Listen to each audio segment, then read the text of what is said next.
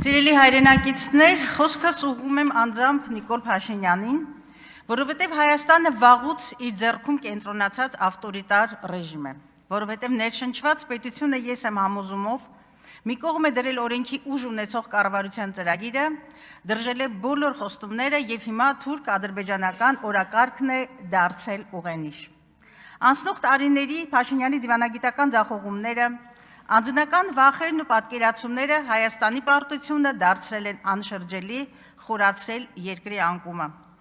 Իշխանության եկակ համազգային էյֆորիայի մթնոլորտում, իսկ այսօր ատելություն եւ վրեժակցանում, քաղաքական բանտարկյալներ, հալածվող եկեղեցի, միջազգային նվաստացում, հուսալքված հասարակություն, լրագրողների ահաբեկում, նաեւ անսահման պոպուլիզմ եւ սուտ, որտեղ անգերազանցելի է։ Վերջերս էլ հայտարարեցիք, թե աղետաբեր պատերազմ կլինի, եթե սահմանադրական մեծամասնություն չունենաք։ Ալիևը ձեզ է շանտաժի ենթարկում, դուք հայ ժողովրդին։ Իրականում խոստովանում եք, որ ոչ մի խաղաղություն էլ չեք բերել, տապալել եք երկրի ռազմավարական եւ դիվանագիտական կարողությունները,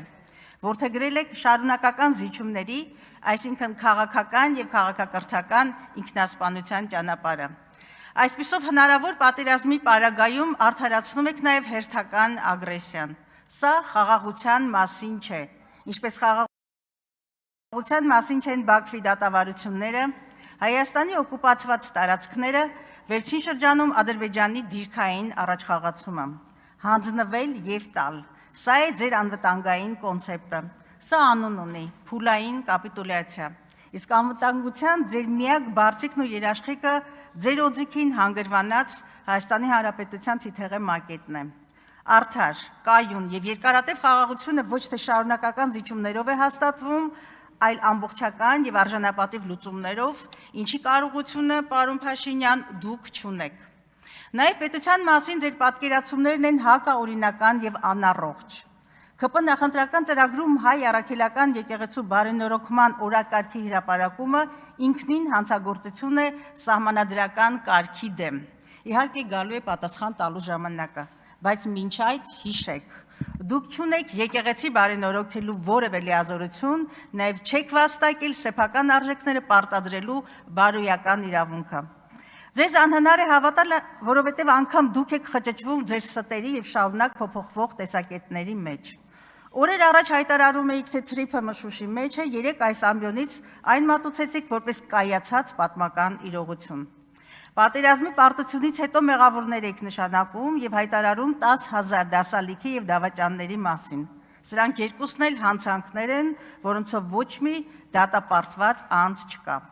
ԵՄ ամբիոնից հայտարարում եք, թե եկեղեցին ՀՀ անկախության դեմ հիբրիդային պայքարի հենակետ է։ Սա եւս անպատասխանատու հայտարարություն է։ Մի ամբողջ ազգային ինստիտուտ դեմոնիզացնել հանուն սեփական աթոռի։ Ելակը դարձրել էիք բանակաշինության ցուցիչ եւ նաեւ կերտել քարոշական հերթական փուչիկը։ Ձեր նախկին թիմակիցը օրերս բանակի մասին իրական թվեր հրապարակեց, ինչը ես չեմ կրկնի, ամեն օր առերեսվում ենք բանակի ողբերգական լուրերին, իսկ հանձնաժողովի նախագահն էլ բանակը պիտակավորեց որպես թերուսների վայր։ Սա արժեքային եւ բարոյական գահավիժում է։ Ափսոս էր մեր բանակը։ Դուք փակեցիք մշակույթի նախարարությունը, որովհետև մշակութային քաղաքականության մասին ձեր պատկերացումները մակերեսային են եւ ոչ պրոֆեսիոնալ։ Միլիոններ արժեցող լոպեսներն ու Սնուպ-Դոգերը դեռ մշակույթ չեն, ոչ էլ հոգևոր սնունդ։ Ադրբեջանը ոչնչացնում է հայկական հետքն ու ժառանգությունը զրո դիմադրություն։ Եվ ինչ ակնկալել մի կառավարությունից, երբ մեր իրավունքները հենց դուք եք մերժում, երբ թշնամու պահանջով սահմանադրություն եք փոխում։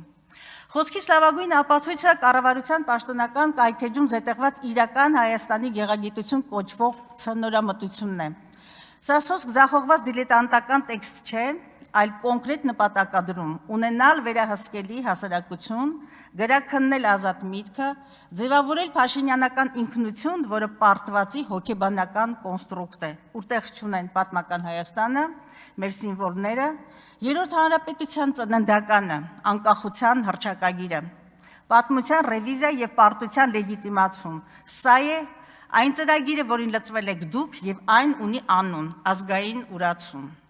Այնուամենայնիվ, այսպես կոչված իրական Հայաստանի ճարտարապետը դուք չեք, դուք թուրանական երազանքի բեմադրիչն եք։ Սա ձեր անձնական ընտրությունն է, բայց ձեզ ոչ մեկը թույլ չի տվել ջնջել մեր ազգային հիշողությունը եւ աճուրդի հանել մեր անցյալն ու հատկապես ապագան։ Այդ խոտանի եւ այլ գաղտնի փաստաթղթերի համար պետական բյուջեից առանց մրցույթի տրամադրվել է $500,000-ից ավելի գումար, իսկ այդ ՀԿ-ի յուրային նախագահ Ազատյանը դարձել է Գեղարվեստի ակադեմիայի ռեկտորի պաշտոնն ստանձնել, ավելի շուտ շնորհվել է նրան, եւ այսպես է առանց բացառության ամեն ուր։ Փուչիկ էր նաեւ բուհերը չքաղաքականացնելու խոստումը, այսօր առանց բացառության բոլոր բուհերում ձերոնք են։ Բուհերը անգամ ոստիկանության գժոհով եւ օրենքները ոտնատակ տալով է գրավում, ինչը տեղի ունեցավ Բրյուսովում Գյուրջինյան օպերացիայով եւ թքած, թե այդ զավթումը բյուջեի վրա 10 միլիոնի բեռ դարձավ եւ դատարանի վճռով մի շարք որոշումներ բեկանվեցին։ 300 դպրոց եւ 500 մանկապարտեզ քարոզչական փուչիկը շատ վաղուց պայթել է, կառուցվել եւ հիմնանորոգվել են ընդամենը 102-ը եւ առհասարակ ԿԳՄՍ ոլորտի կապիտալ ծախսերի կատարողականը 40%-ի շրջանակում է, ինչը նշանակում է 60% չիրականացված խոստումներ։ Հիշեցնեմ, Արցախում թշնամուն է թողնվել 237 դպրոց եւ ամարասը, հայոց առաջին դպրոցը, 400 վանք եւ եկեղեցի, 7 քաղաք, հարյուրավոր գյուղեր եւ պարզապես 3000-ամյա հայրենիք, որը գին չունի եւ հիմա ձեր լուր հայացքի ներքո այն հավասարեցվում է գետնին։ Դուք նաեւ դպրոցներ եք փակում։ 26 սեպտեմբերից հիմնականում սահմանամիջ մարզերում փակվելու է շուրջ 229 դպրոց, որոնցից 218-ը ինձ մի ընդհատեք, դուք դրա իրավունքը չունեք։ Հասկացանք սուտ է, հաստատում եմ, դա սուտ է, բայց մի ընդհատեք։ Ուրեմն ժամանակս էլ վերականգնեք։ Նաև դուք դպրոցներ եք փակում 2026-ի սեպտեմբերից հիմնականում սահմանամերձ մարզերում փակվելու է շուրջ 229 դպրոց, որոնցից 218-ը համայնքների միակ դպրոցն է։ Փակվում են Տաուշի, Սյունիքի, Վայոց ձորի մարզերի դպրոցների գրեթե կեսը։ Եվ անհայտ է մոտ 8000 աշակերտի մի քանի հազար անձնակազմի ճակատագիր։ Սա նշանակում է դատարկել սահմանամերձ գյուղեր, թշնամու առջև բացել երկրի դարպասները։ Կառավարության չիրականացրած մեկ խոստում եւս մոտ 300 երեխա դուրս է մնացել պարտադիր կրթության համակարգից։ Դուք եւ ձեր վարչախումբը պատմության մեջ կմնա որպես մի իշխանություն, որի օրոք փակվեց 80-ամյա Գիտությունների ազգային ակադեմիան։ Փակվեց այն պահին, երբ դուք չունեիք անգամ գիտության զարգացման ծրագիր հայեցակարգ։ 159 միլիոն դրամ եք տրամադրել ակադեմիական քաղաք բուտաֆորիկ ծրագրի իրազեկմանը, որը արդեն 2 հասցե եւ 2 հայեցակարգ է փոխել, իսկ 6.6 միլիոն բրիտանական ֆունտ գնահատված խորհրդատվությունը դեռևս ընթացքի մեջ է։ Հերոստրատի պես դուք պատմության մեջ մնալու շատ հիմքեր եք ստեղծել։ Նշաձողեր տապալելու մեջ էլ եք անգերազանցելի։ Վարկաբեկեցիք պարլամենտական երկրի թիվ 1 ամբիոնը, պարոն Փաշինյան, ինչ լավ է, որ եկաք եւ կլսեք, ուզում եմ հատկապես սա լսեք։ Այո, վարկաբեկեցիք այս ամբիոնը, այն դարձնելով գաղափարազուրկ, ոչ նորմատիվ լեզվամշակույթի եւ ոչ նորմատիվ վարքի կիսաբաց լուսամուտներ։ Ձեր ամենաթողությունը անուն ունի՝ բոլշևիզմ։ Պարոն Փաշինյան, թմբուկի հարվածների տակ հնարավոր չէ թաքցնել իրականությունը եւ իրական Հայաստանը։ Ձախողել եք բոլոր ոլորտներում։ Սա բացահայտում է նաեւ մի շարք միջազգային ինդեքսներ, այսպես Հայաստանը հիբրիդային վարչակարգերի եւ մասամբ ազատ երկրների շարքում 55-րդ հորիզոնականից իջել է 54-ի։ Ժողովրդավարության, դատական արդյունավետության եւ բարեկեցության ցուցիչներում եւս նահանջել եք։ Վատթարացել է տնտեսական ազատության ցուցիչը 32-ից իջնելով 58-ի։ Նվազել է կոռուպցիայի ընկալման համատիվը։ Հայաստանը ԵԽ երկրների մեջ նույնիսկ միջին հորիզոնականներում չէ։ Սա ինչ է նշանակում։ Կոռուպցիայի դեմ պայքարում եւ առհասարակ իրական համակարգային առաջընթաց երկրում գոյություն չունի։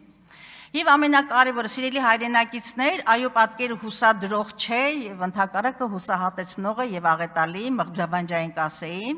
ժամանակը լիներ կարելի այս ցանկը շարունակել, բայց կա իսկական ճանապարհ՝ մերժել այս իշխանություններին եւ վերականգնել սահմանադրական կարգը, ազգային արժանապատվությունն ու պետական ուղեգիծը, եւ այդ օրը հունիսի 7-ին է։ Միասին վստահ եմ, միասին մենք կարող ենք։